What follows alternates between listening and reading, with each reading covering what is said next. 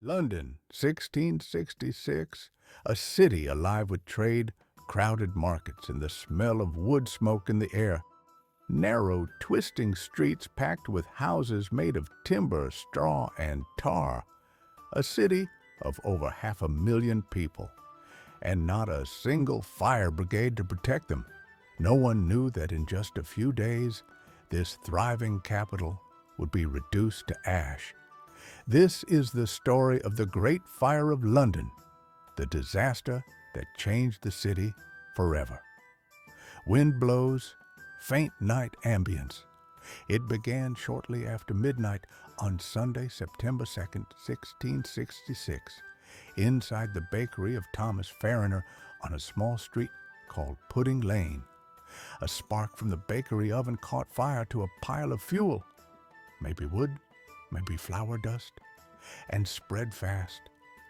At first, the family escaped through an upstairs window, but their maid, terrified and unable to climb, became the fire's first victim. Outside, the neighbors watched in horror as the flames jumped from one house to the next. Fire grows louder, crackling, and wind gusts. The summer had been long and dry. The wind howled through London, carrying burning embers from rooftop to rooftop. Within hours, an entire block was burning. Firefighting in 1666 was nearly impossible. There were no fire engines, no hoses, just leather buckets, hand-pumped water squirters, and long poles with hooks. People tried forming bucket chains from the River Thames, but the flames moved faster than they could react. Roaring fire and faint, panicked voices. The Lord Mayor, Sir Thomas Bloodworth, arrived and famously said, "Pish! A woman might piss it out."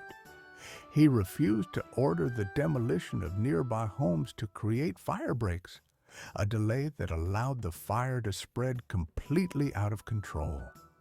By dawn, the inferno had reached the heart of the city.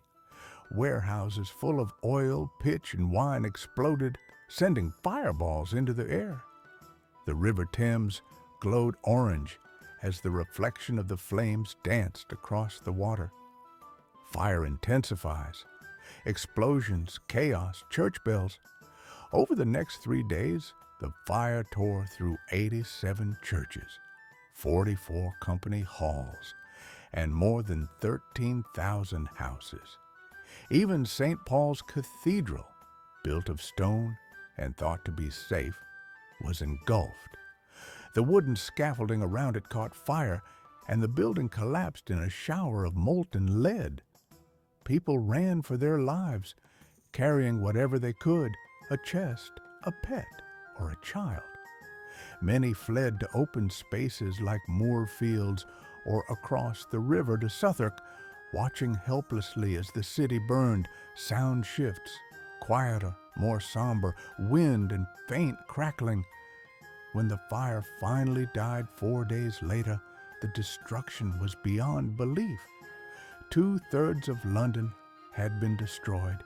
The air was filled with smoke for weeks, and the ground was hot enough to burn bare feet. But somehow, only a handful of deaths were officially recorded.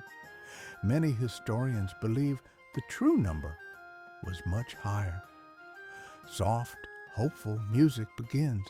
Rebuilding sounds faintly in the distance. Hammers, voices, in the ashes, Londoners began to rebuild.